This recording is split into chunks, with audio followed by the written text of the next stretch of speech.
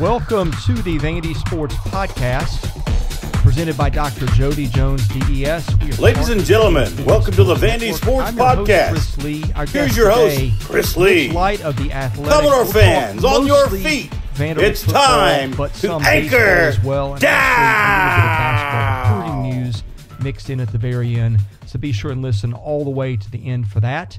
Anyway, now on to our interview with Mitch.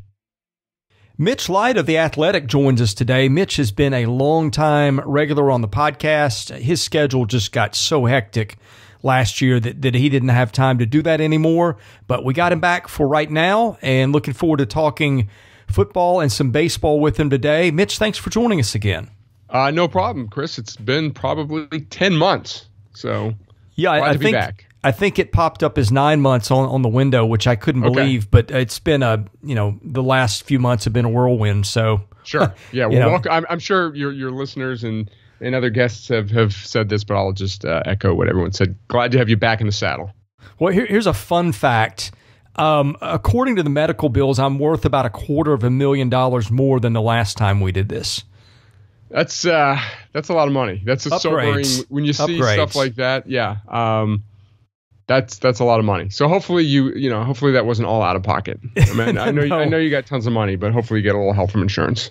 Yeah, unfortunately, insurance covered most of it. We did have a little bit of a bill to pay, and we had some listeners who chipped in and helped, and I want to thank them for that too. But let's talk baseball before we get into football. Mitch, it was just a weird year. It was a weird ending to the year. Vanderbilt's now got a couple of transfers at LSU and another one at South Carolina. What do you make of the state of the baseball program right now? So yeah, it was definitely a strange year. I mean, every year we kind of go into it. Those of us that follow the team, whether it be fans or media, rightfully so, have high expectations based on the previous success and the talent level. And there's no doubt anytime you lose two of the best pitchers in program history, to the best pitchers in college baseball, that there's some uncertainties. And, it's funny the way it worked out. Like Carter Holton turned out to be the one dependable pitching commodity when maybe, Nick Maldonado we thought could be. Chris McIlvain was a very good pitcher for this team. Not the most consistently elite, but had obviously through 7 innings of no hit ball, so was very good. Davis Diaz looked like another unbelievable, not find because we knew how good he was heralded coming in, but looked like one of those guys you just plug in is going to hit 350 as a freshman. It's like, oh, where'd they, this guy's going to be a mainstay for 3 years. And he obviously struggled big time with the bat. You couldn't have really predicted Carter Young's struggle. So it was a weird lineup, very top heavy, getting so much of the production from 3 guys.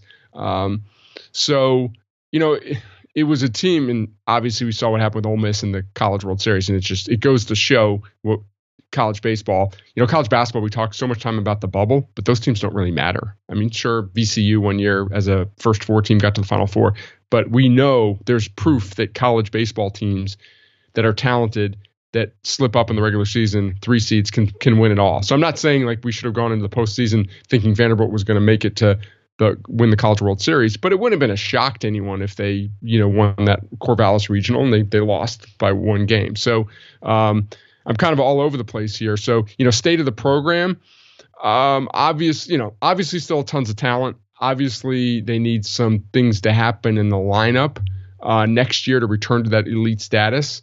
They need some Spencer Jones type jumps from a talented kid who was unproven to one of the best hitters in the country. Who those guys might be, we don't know right now. I mean, I know that they like Matthew Polk a lot. Can Calvin Hewitt in a regular role, injury-free season, be that guy there? So Carter Holton is a great place to start the rotation. Looks like Devin Futrell, who was really good most of the season, slipped up as the competition. I thought he pitched okay in that Arkansas game, even though he gave up some home runs, but then against LSU and some other games.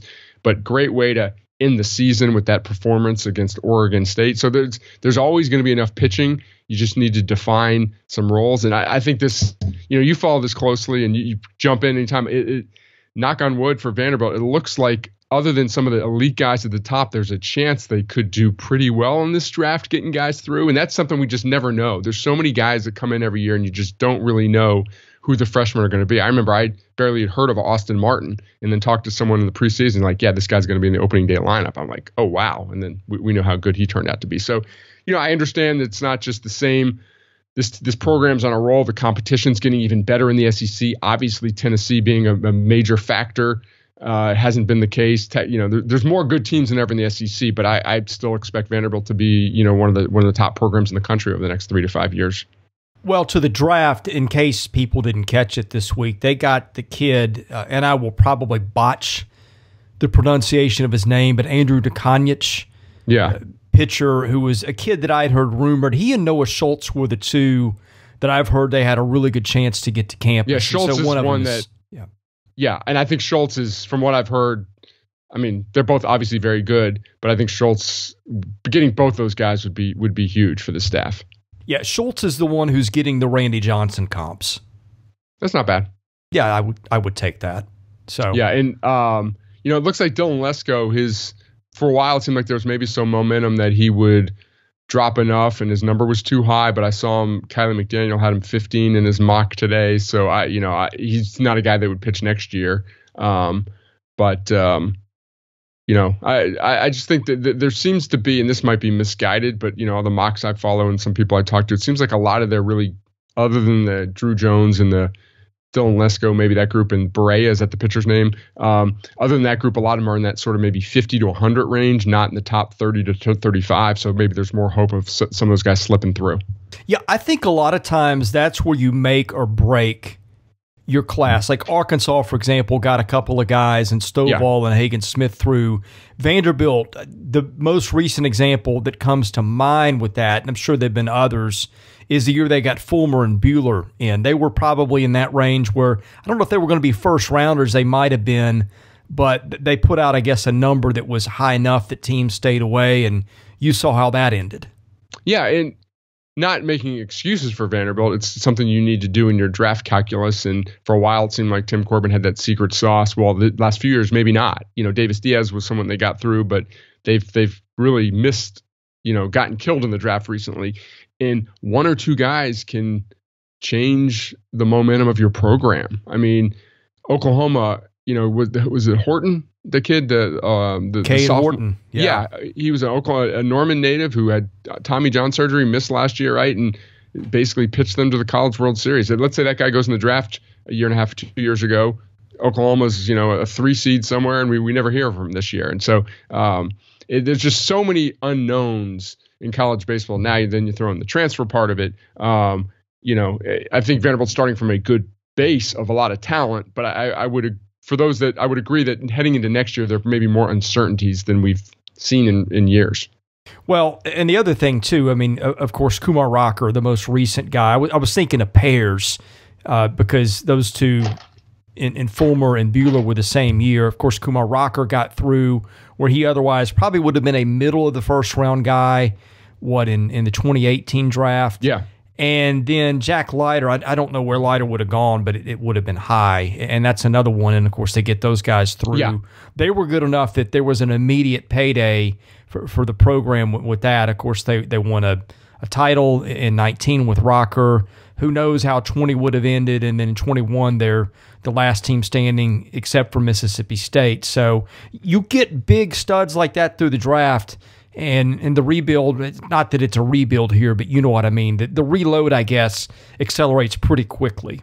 Yeah. What do you know about Nick Maldonado's brother? He seemed like he was pretty highly rated, top 150 kid nationally. Or I think I'd seen top 200. I don't know about 150. I mean, it's probably depends on who you ask. I don't know much. That caught me flat-footed. But if people don't know what we're talking about, Nick Maldonado's brother, Chris Maldonado, was a shortstop commitment to Clemson, who, when Clemson fired Monty Lee and hired Eric Bakich, he got out of his commitment and joined Nick at Vanderbilt. So that'll be an intriguing name. It'll be intriguing to see if Nick that leads Nick to, more momentum for him coming back to play with his brother for a year. I have no idea. I'm just speculating. Yeah, well, it can't hurt, I would think, unless they hate each other. Yeah, exactly. Yeah, maybe that's why Chris didn't sign here, because he didn't want to play with his brother because he hates him. Right, could be. By the way, if people weren't aware, Clemson came really hard after Tim Corbin. Yeah, I'd heard that too. They survived that one. So that's a good book to write in 20 years with Tim. Every school that I turned down, like in chapters, Right. So, he could make a T-shirt out of it. Yeah, there's a lot that people know about, and there's probably some people don't know about. Hey, here's one, by the way. I don't mind sharing this now. I might have said this on the pod. Did you know that Kevin Stallings turned down Oklahoma one year? No, I did not. I couldn't even tell you. Maybe when they hired Lon Kruger. I was just interviewing Stallings for a Athlon story once, and we were just talking. He's like, yeah, Oklahoma called, and, it was one of the years when they were good in the early 2000s, like 12, 13 range or something like that. And he's like, yeah, no. And I know Virginia was very interested one year in him. So that's always not just with Vanderbilt coaches, that's always a fascinating, finding out years later what could have been. Right. Well, there's a lot of what could have been about the basketball program these days, it seems like. So yeah.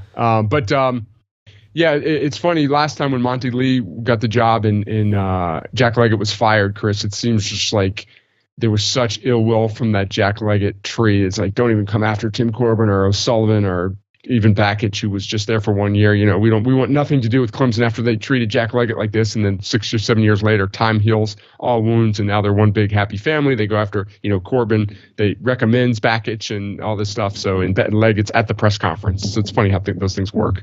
Well, another example too is Josh Holliday at Oklahoma State. Yes. Oh, I'm sorry to cut you off there, but like, as I probably used to say in this pod, and I probably told you, it's like I knew Jenny Holiday very well. My wife Heather taught their daughter Olivia, and we would talk, and she's just like, yeah, they don't. When Josh was at Vanderbilt, like they didn't follow Oklahoma State. They wanted nothing to do with the program and all that. And now it's a Holiday family reunion there every week. So you saying Vandy's going to bring Kevin Stallings back? Is that what you're getting at? Maybe a son. I don't know. Baseball coach could be.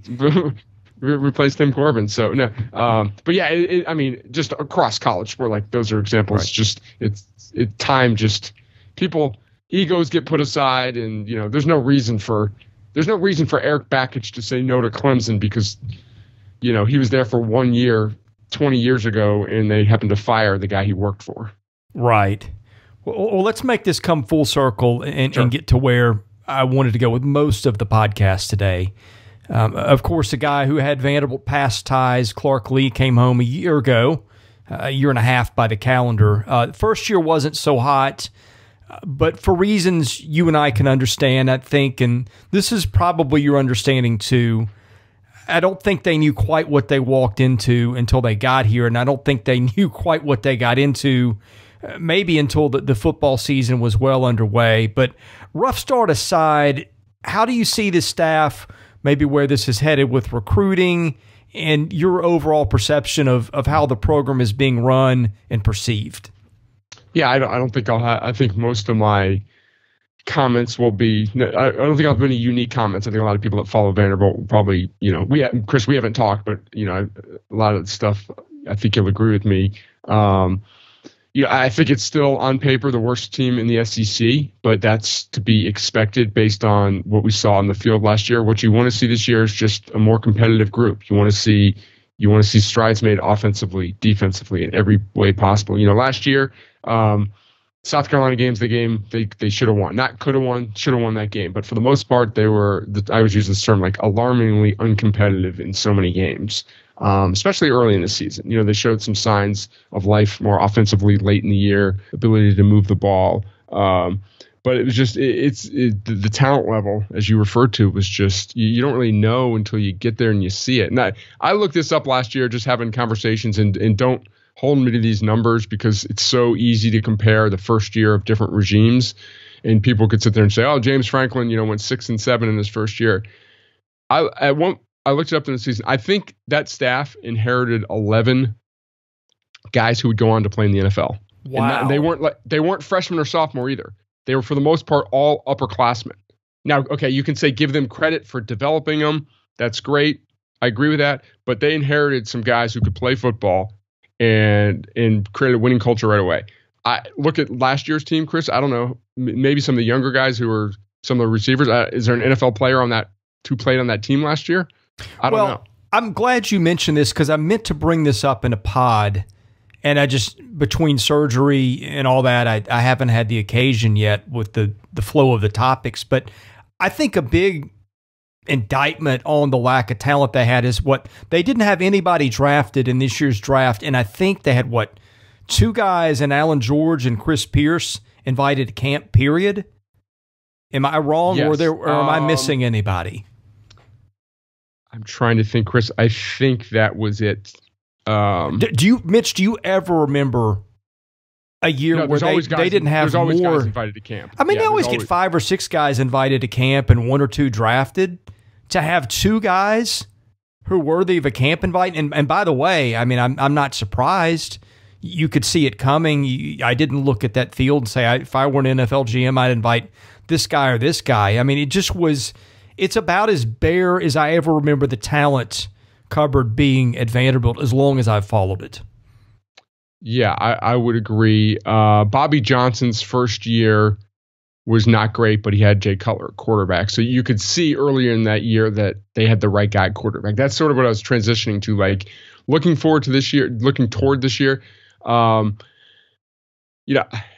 I don't know what you think. I know you have Ken Seals on the podcast here. I don't know who the starting quarterback is going to be. Seemed to be like a lot of Mike Wright momentum late in the year. The offense seemed to move better with Mike Wright. Maybe that was because of the struggles in the offensive line, his ability to run the ball. Like, I think they're good at running. I think they're good enough at running back. I think there's enough quality at wide receiver and tight end to do some things on offense.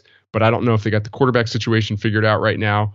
Like, I don't know if the guy who starts game 1 this year, even though they're all underclassmen on the roster, like my confidence level in the guy who starts game 1 this year is going to be the starting quarterback in 2023 isn't great, which is not that big of a problem. There's fluctuations, there's staff, there's turnover at positions, but I guess my point being, I'd feel better about the immediacy of improving this year if they really had the right guy in place at quarterback. Yeah, I will be surprised if their starter is anybody other than Mike Wright for Hawaii. But I'm with you. I wonder, does a healthy Ken Seals make a move a few games in? Does A.J. Swan make a move? His arm is tremendous, but he's a freshman. You just don't know how he's going to respond. And, of course, the line is going to be a question again. I don't know how they're going to block for whoever the quarterback would be. Again, I think that gives Wright a little bit of an edge. But I'm with you. That's how I see it going into fall. But from there, it could go any number of directions. Yeah, and going to the recruiting, it seems to on paper, the class seemed very solid, especially for Vanderbilt class last year. I like all confidence in that Barton Simmons clearly knows what he's doing. I'll say this in my job at The Athletic.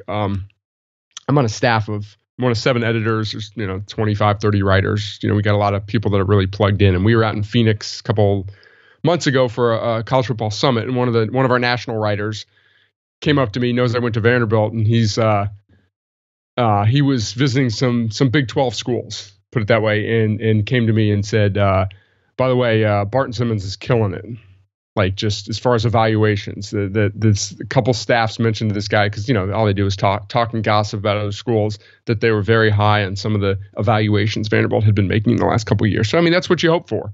You hope that the staff can get some of the guys that the top 500 guys that they've gotten the past couple of years, but then those guys in that 600 to 900 range, they can unearth some guys that are great fits. And I think we saw that at the end of the cycle last year. Some of the guys when the re-rankings came out kind of jumped up as, oh yeah, we need to take another look at that guy. He's got, he maybe slipped through the crack or for whatever reason. So I think from a recruiting standpoint, it's hard to find fault with what they're doing.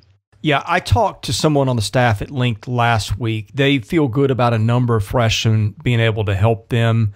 I've talked to people over there, and they're just things that you have to kind of stick in your pocket and can't repeat, but you use as context. And just the way they have a plan for things, the specifics they look for at different positions, just every time I talk to somebody over there, you feel like everything's got design and purpose. That doesn't ensure success, but not to just take unnecessary shots at Derek Mason, but it just never seemed to be that way with them. They are very enthusiastic about getting media people out there to see what they're doing, to look behind the scenes, to see the progress they're making, to see the enthusiasm they're trying to generate. And to me, I mean, that doesn't prove anything, but when you're kind of very transparent about what you're doing and proud of your process and kind of wanting people to see what you're doing, not in a way that, obviously they don't want all their secrets stolen, but I think they want people, fans and media, to see what they're doing in order that it can build some confidence that they're headed in the right direction. And I just have been, again, last year was not the season anybody wanted. Were there some things the coaching staff could have done differently? Absolutely. But I feel like, right or wrong, they have a pretty good sense of where they want to go with things and a pretty workable plan to get there. And I think a lot of that does start with Barton and talent evaluation, and I think everybody believes he's very good at that. Yeah. So when you're observing a program, do you feel like it's like in good hands? And I think we all think that Vanderbilt football right now is in good hands. The one thing I would say from a staff that concerned me, and each one can be, excused, that's not the right word, rationalized away. I would have preferred to see less staff turnover. Now it's hard to say to tell your defensive coordinator, Jesse Mentor, don't take the job at Michigan. You're defensive coordinator at Michigan. That's a huge job. Off the top of my head, a couple of guys went to the NFL. Maybe that's their goal. But at some point, and I think what happened with the offensive coordinator last year and all that stuff. I think what you really want to see over the next 2 or 3 years is some staff continuity. And again, maybe those were just isolated incidents. They all happened at once, but he seems to have done a good job replacing. I've heard good things about Dan Jackson, the secondary coach, and Larry Black on the defensive line. So I think they did a good job replacing him. But at some point, you kind of want to see some stability is the word I'm looking for. Well, on the flip side, that does show, I guess there's a silver lining to every cloud. Sure. It does show, for the most part, an ability to evaluate assistants, too, because he lost, 1 or 2 to the NFL. He lost 1 to a top 10 job. And so there is something to, I guess, his being able to identify coaching talent, too, or at least it seems to be the case based on last year. Yes, no, I agree. There's definitely different ways to look at everything, and you don't want to, certain staffs get stale and guys aren't, haven't been called about a job in years. So it's normal to have some turnover. You'd like, from a coordinator standpoint, I just think it helps the players more. But Joey Lynch was the de facto offensive coordinator anyway last year, the play caller, so they do have some stability there. This season of the Vandy Sports Podcast has been made possible by my friend Dr. Jody Jones, DDS. When it comes to general or cosmetic dentistry services, Jody is the best in Nashville. Just check out his client list. It testifies to that. He sees movie stars, music stars, athletes, coaches, you name it. Jody is the dentist of choice for stars in Nashville, but he sees regular folks like you and I as well. What people love about Jody's office is the ambiance. It's relaxing. It's friendly. Someone described it to me as a tooth spa. Whether your needs are general or cosmetic, go see Jody today. Call him 615-270-2322. See him at 55 Music Square East, not far from downtown or the Vanderbilt campus. Jody is a former Vanderbilt football player and a huge Commodore booster, so go and talk Vandy sports with him while you're there. Go see Jody Jones today. Thank him for his support of this podcast, because without it, this season would not be possible.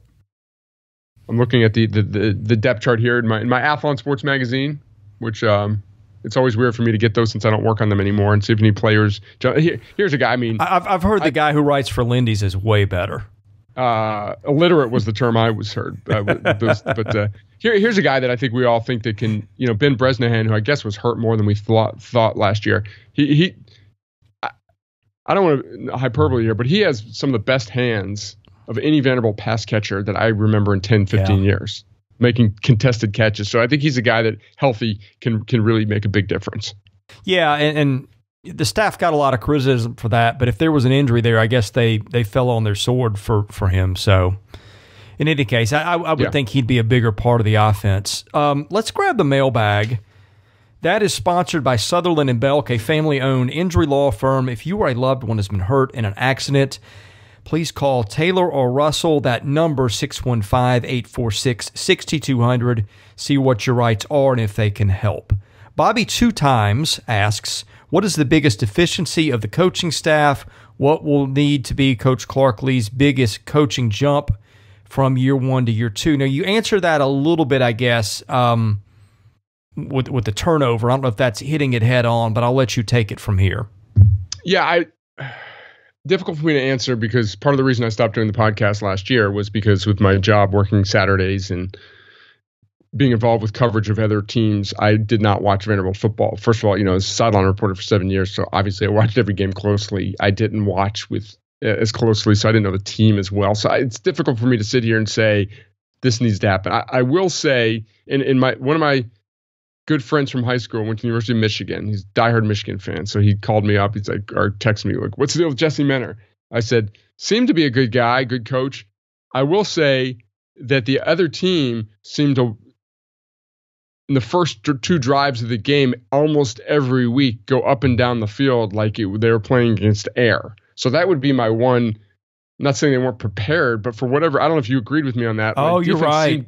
They gave up a touchdown almost every drive on the first drive. Yeah, like the Colorado State game, like that. The first 2 drives of that game was maybe the most alarming 10 minutes of Vanderbilt football I'd ever seen, considering the opponent. So I would say maybe, shore up the defense in the first quarter. Don't give up 80 yards in 4 plays. That would be my I'm half kidding on that, but I never. So it just didn't feel like the defense was seemingly ready in those first few drives.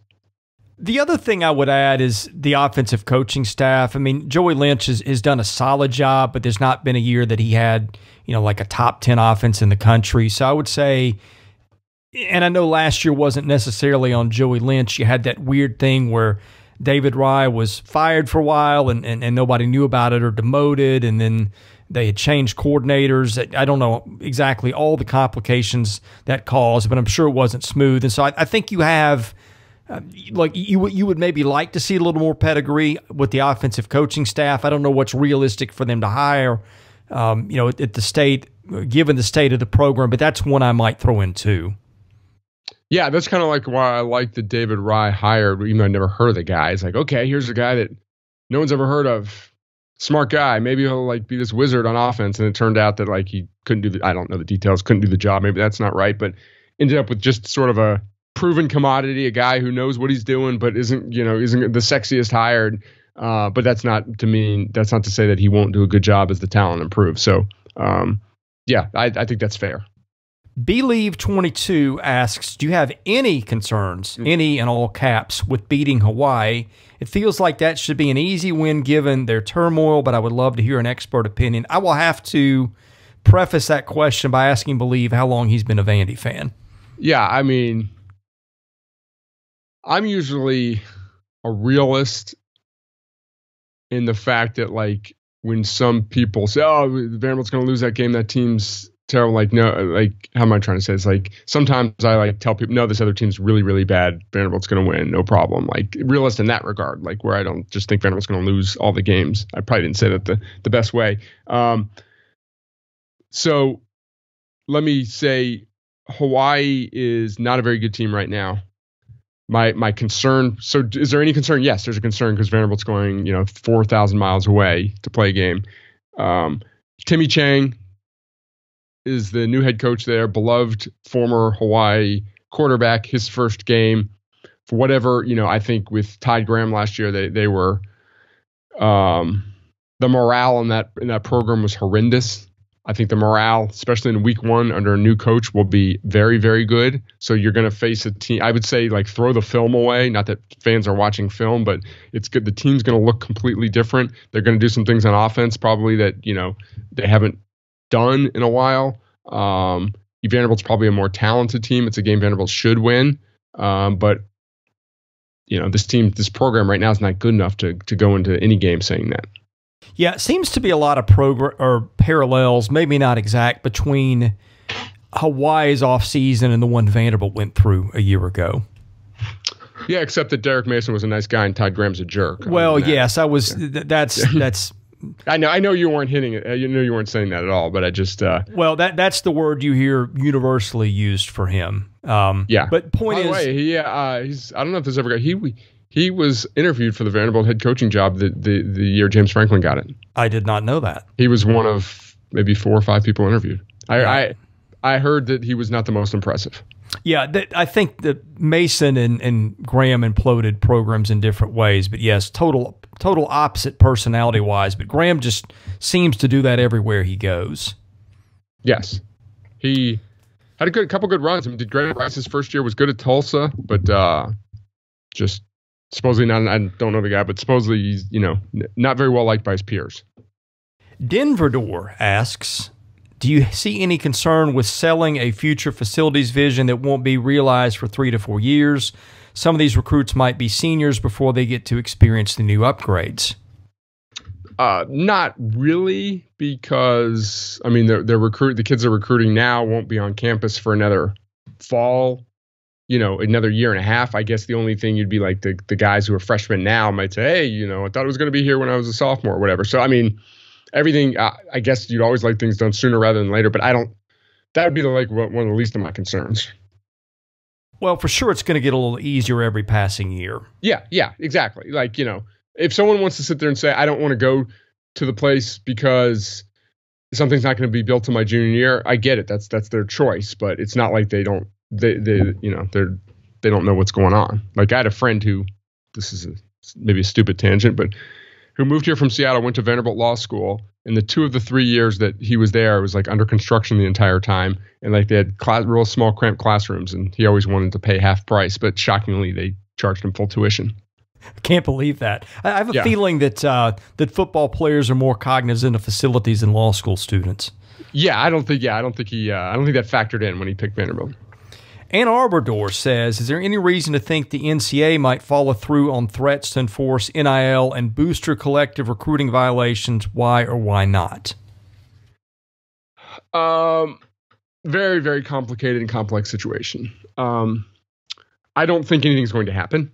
I think it's very difficult because it's all on the burden of proof. How do you prove someone what their reason for going to a school was? I would say that certain schools are definitely aware of the potential of issues down the road, and that is a reason they are reluctant to use it as an incentive for kids to go. There's a lot of schools out there that are invested in NIL, but don't want their coaches to dangle it out there as the reason to go because of that. I also will say, this is just sort of, I'm very kind of involved in a lot of the stuff going on with Jaden Rashada at Miami. Like, the one thing about NIL, don't believe a lot of things. Don't believe everyone lies. Don't believe a lot of things you hear out there. We haven't talked on this subject, Chris. I think probably a lot of fans share I would think, I think NIL is great. It's fine for the guys to get money. I don't think it should be used as a recruiting inducement. I use Tennessee as a great example. Like, Hendon Hooker's done great things for that program. He was a great quarterback. He should be able to profit off his name, image, and likeness because Tennessee makes a lot of money off him and how exciting he is. I don't think an incoming freshman should be given that right. Not right. I don't know what the word is, but it's like, I think you should have to quote unquote earn it. Maybe that makes me an old man. But I think there's a lot of coaches that feel that way, that they're all for their guys getting money, but they don't want to use it as a recruiting inducement. But a lot of it's keeping up with the Joneses. But there's also a lot of, I was just editing an Alabama recruiting story, that basically in our Alabama writers plugged in. He's like, Alabama's recruiting they're missing on some 5 stars because of NIL reasons, that they are not as, if the word you want to use is advanced as other schools. So it's being affected. Every program is almost like being affected at every level. But to answer Ann Arbor question, do I specifically think schools that have used it as an inducement are going to get in NCAA trouble? No, I don't think that's going to happen. Maybe I'm wrong. What do you think of the whole situation at Miami, and especially what happened this week? Well, that's kind of what I was referring to about, don't believe the numbers. So what do you think the number was? I don't know. We have a lot of people reporting on this situation. We're gonna have a big story on this in a couple of weeks, maybe. We're working on it. Put it that way. I don't know if we're gonna have a story at the Athletic. I don't know. I mean, you've got people saying that he turned down millions more from Florida than you have Florida saying they didn't offer anything. Like someone's lying there. And I think most people think that he wanted to go to Florida, that he was all set to go to Florida. And then Miami came back and with a quote unquote better offer, a better deal and all that. Now some people say he hasn't even signed a deal yet. Like on the quote unquote $8 million quarterback, like our Stu Mandel, he saw the contract. So he knows that money is real. But no one has seen a contract for Jaden Rashada, so we don't really know. So it's just it's a kind of who you believe, but what you can prove as well. So I know it was reported in On3, certain dollar amount, but I don't know that to be the case. I was talking to someone on a Power 5 within a Power 5 basketball program yesterday. I'll put it that way. And this guy told me that every scholarship player on their team was going to be getting north of $75,000 next year for NIL. Yeah, I mean, that doesn't shock me. But like, that's one that I'm okay. Like, if they're already there, it's great. Now, do they do something for it? I would hope they do something for it and not just like sign one autograph and they're paid $75,000. It's the inducements, the recruiting inducements, which I think are not good for the sport. Yeah, I'm with you. I don't know how they control it though. I mean, yeah. I'll give you. Go ahead. No, you go. I was just rambling. Go ahead. Well, I'll give you. I'll sidebar a little bit here. I think a lot of what is behind the frustration and maybe the NIL efforts too is the fact that the NCAA has never been able to enforce in a long time with any meaningful degree. I mean, Will Wade, perfect example of that. I have a buddy in compliance, and we were talking one day. I said, how do you ever get control of this? And he said to me, he said, you know what they need to do, instead of having the NCAA in charge of penalties, what about the way the justice system works? You have a jury of your peers. So if Florida State is on trial for something, I'm just pulling a name out of thin air, you've got a jury of Oklahoma State and Missouri and Minnesota and UCLA and Rutgers or whoever. I thought, man, that's a great idea. I don't know why no one has ever pursued that before, but that seems like a much more effective way to enforce things than what's been in existence as long as you and I have been alive. Well, I think the execution of that would be difficult. And then you'd have people saying favorites, the coaches that people like, I guess in theory that they wouldn't be as well liked if they cheated. So I don't know. It's like the whole thing needs to be blown up and started from scratch as far as an enforcement issue. But now, like, what's the point of enforcement if NIL is legal? The only way that, is the whole inducement thing, because nothing else is in theory, against the rules. So there's a lot of theories. There's a lot of thoughts. It's been poorly run for years, and it got to this point where, if 10 years ago they would kind of figured out this was coming down the pike, then they could have gotten ahead of it a little bit more. But, I think it was Doug Matthews who said once on the radio, you know why the NCAA rule book is so big? It's because coaches keep breaking the rules. Right. And there was a thought here, I've lost it, so I'll just go on to the next question. Oh, I know what it was. What do you think happens to Tennessee? I think that is still yet to be decided. LSU has got the Will Wade thing. I mean, in light that players can now legally get paid, I do wonder how that affects how those schools get dealt with, or does it at all? I mean that's just gone so quiet. Screw it? Will they just say screw it? Like, right.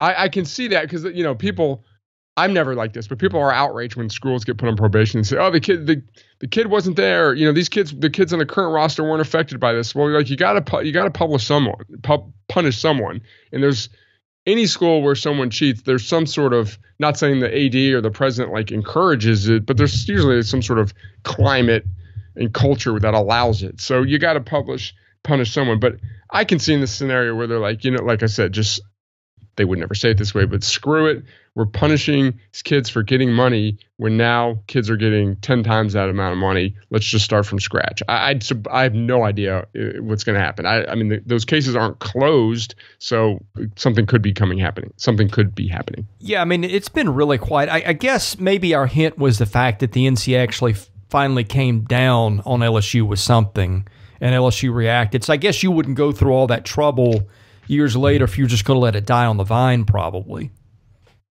Yes, I can see that. I mean, maybe it's a dangerous precedent to set if you just drop it, So right. I guess I was going to say we'll find out soon, but knowing the way the NCAA works, we won't find out soon. We'll find out on a random Tuesday 3 years from now.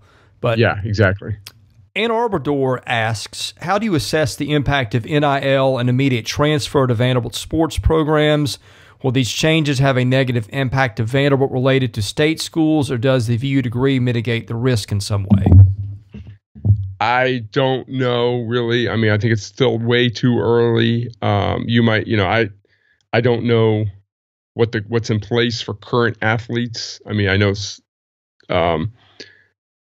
I think the transfer rule, we've seen some very high profile guys from other schools transfer to others, like, Jordan Addison at Pitt leaves to go to USC, for big NIL purposes. So, I think for Vanderbilt's spot on the food chain, I just don't think we know enough yet. I'll say this, that like there's a lot of schools that are really trying to figure this out and that feel like they're behind. The problem with Vanderbilt is they're doing it in the SEC, whereas if you're, University of Washington's a school that I deal with a lot. Like they're looking at Oregon, a couple hundred miles away, that's extremely active in the NIL game, and Washington doesn't want to be one of those schools that uses inducements, but they're also in the same league with Oregon State, Washington State, Cal, Stanford, where Vanderbilt's in a league with a bunch of schools that are going to be heavily involved. So I think it's an evolving thing, and we just don't know enough yet. Yeah, not to belabor the point, but I read a lot of your writers in The Athletic on NIL, whether it's they're writing about it specifically or answering mailbag questions or whatever that looks like. I just get the feeling that even the people that know the most about college football have no idea where any of this is headed. Exactly. No, we talk about it all the time. I mean, I work with some of the most plugged in people in college media, college football media, and they talk to coaches and presidents and ADs, and just we're all learning on the fly. So, I'll say from a football standpoint, I would think that most of the kids that Vanderbilt's involved with aren't picking a school like Vanderbilt, or aren't even in that range. NIL, sure, does it help some, but aren't going to school for that extra X amount of $1,000. I could be wrong. I'm sure there's some kids that they've talked to and they've just said, okay, we can do this or we can't do this. Let's move on. Both parties move on. But, I think a lot of the schools that Vanderbilt competes against in recruiting probably aren't swimming in those deep waters right now. The last question is from VU Wars, and he asks, are you hearing anything on LSU and them poaching Vandy boys to Baton Rouge? I don't know. I mean, I don't think there was anything untoward about those guys going to LSU. I mean, I wasn't surprised. I wasn't surprised at all that Carter Young was in the transfer portal. I don't know about you. I thought he just probably needed a fresh start, and I'm kind of surprised he ended up at LSU. I had no insight, but thought maybe he'd go to somewhere like Washington or Washington State, where you can get 200 at bats, and it doesn't matter if you're really struggling at the plate. You're going to be a guy that's going to be in the lineup every day. There's a lot of pressure at LSU, and I had heard some things about Little. I kind of said to a friend, I wouldn't be shocked if Little transfers. Again, I had no insight, but I had heard a few things, put it that way. So none of those surprised me. So I don't think it's a case where LSU is looking at the Vanderbilt roster and saying, hey, why don't you come here? I think they probably went into the transfer portal and looked around. And, hey, LSU's not a bad place to go play baseball if they want me. Yeah, I think with Young, one of my surprises, I didn't know if he would go into the portal as much as just take his chances in the draft, because he'll get picked. He'll get a little bit of money. Maybe that was a little bit of leverage. Still might, Chris. Right. He could. Yeah. And LSU's got an established shortstop too in Jordan Thompson. In fact, I was on the air with Matt Moscona in Baton Rouge yesterday, who does a tremendous job down there at ESPN Radio, and he asked me, is Carter Young a guy who could move to second? I said, well, based on the way I've seen him play short, I'm sure, but I've never seen that as an option at Vanderbilt. He was shortstop from day one, so that's another dynamic too. Is how does he go down there? Does he unseat their current shortstop? Does he switch positions? And I'm with you. I'm a little surprised that he chose a place like that where there's a little more pressure. I thought maybe going home to Washington or somewhere like that might make a little bit more sense. I mean, the Pac-12 is still a respected baseball league. I'm not criticizing him for what he did. I'm sure he's got his reasons. They're a very nice family, but I would not have guessed when he hit the portal that LSU would be the destination, because I don't know if what he needs right now is a lot more pressure, and certainly there's no place in college baseball where there's more of it than LSU. Yeah, I think moving him to second is you're not taking the best advantage of his talents. You how does that help his draft stock either? Right, and he had some defensive issues this year. He still made the wow plays. He made far too many errors, but you can attribute that to maybe not hitting as well and just not being in the right frame of mind. The only thing I say works at LSU is if they say to him, we have an elite hitting team. We don't care if you hit 180. Play great shortstop. We can live with that. I mean, I doubt they would put in those terms, but if it's just we want you, and that's not something honestly Vanderbilt can afford to do next year. Some years it could. He could have been a shortstop. I mean, Connor Kaiser was basically in that situation at Vanderbilt for a few years. Vanderbilt didn't expect anything from him offensively. Now, he provided something for his junior year, but they knew he was an elite defender, and they had hitters around him, and they could live with that. Maybe that's what LSU does with Carter Young. I don't know. That's a good point, because you looked at their box scores. It's like some of their players that exchanged fielder's gloves for chainsaws, as many errors as they were making. Certainly, they're going to have the hitters. I mean, if you could solidify short with him, and I think you could count on him to field a dependable short for sure. I don't think he's going to just drop balls and stuff like he did, going forward. But yeah, I see your point there, and it's a good one.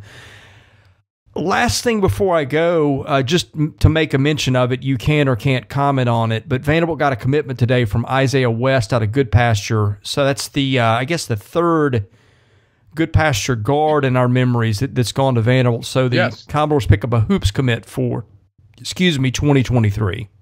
Yeah, he's a guy that's been obviously on the radar for years. Was a top 50 player nationally for a while. Tore his ACL. And then dropped in. So although ESPN has us in the top 50, but he's dropped much more in the composite. I have a good friend who has kids that go to Good Pasture, and just raves about him. Just supposedly a great kid too. Absolutely no ego. He's been a star since he was in 8th and 9th grade. Been a star. Great defensive player. Great mid-range game. Great athlete. Maybe not a kind of a combo guard. I think he's recruited as a point guard. Maybe not a dead-eye shooter of a shooting guard, but he's physical. This kid, says he plays bigger than his 6'3" frame. So definitely a good get for Vanderbilt in to jumpstart their 23 class. Mitch, I'm out of questions, so I'll give it to you for parting thoughts, and of course, give us your Twitter handle, anything you'd like to promote at The Athletic or things like that. All right. Well, I can be reached at Mitch Light, and I am now co-host of a podcast at The Athletic called Stars Matter. It's a recruiting podcast with Ari Wasserman. We started it last September. I've gone every week. Haven't missed a week since. It's doing quite well. Love the podcast. We love talking recruiting. It's not really, these 5 guys committed. It's more big picture stuff, a lot of recruiting theory. We have a lot of guests on, other athletic writers. And we just recorded today. It'll be out tomorrow morning. It's part of the Andy Staples Show and Friends feed on The Athletic. You can get it anywhere you listen to podcasts. If you're an Athletic subscriber, you can get it on the actual Athletic site, but you can also get it for free on the Andy Staples Show and Friends feed. It's called Stars Matter. Give it a listen. We enjoy doing it. You guys do great work at The Athletic. I'm a subscriber. Mitch, thanks for joining us today, and hopefully we can do this again soon. All right, Chris. Thanks for having me on. Take care, bud. Thank you for listening to today's episode. We thank our presenting sponsor, Jody Jones DDS. We thank our other sponsors, Sutherland and Belk and MyPerfectFranchise.net. If you're interested in sponsoring this podcast, and that's how we make this work, please email me at chrisley70@gmail.com. We also ask that you subscribe to our website, vandysports.com. That is $99 a year. You get things there that you don't get here. And of course, please rate, review, and subscribe where you see our podcast. That helps us get noticed. Be sure to follow us on Twitter at vandysports.com. Follow me at chrisley70. And finally, subscribe to our Vandy Sports YouTube channel as well. Thank you for listening to the Vandy Sports Podcast, which is part of the 440 Network. I'm your host, Chris Lee. We'll catch you with another episode coming very soon.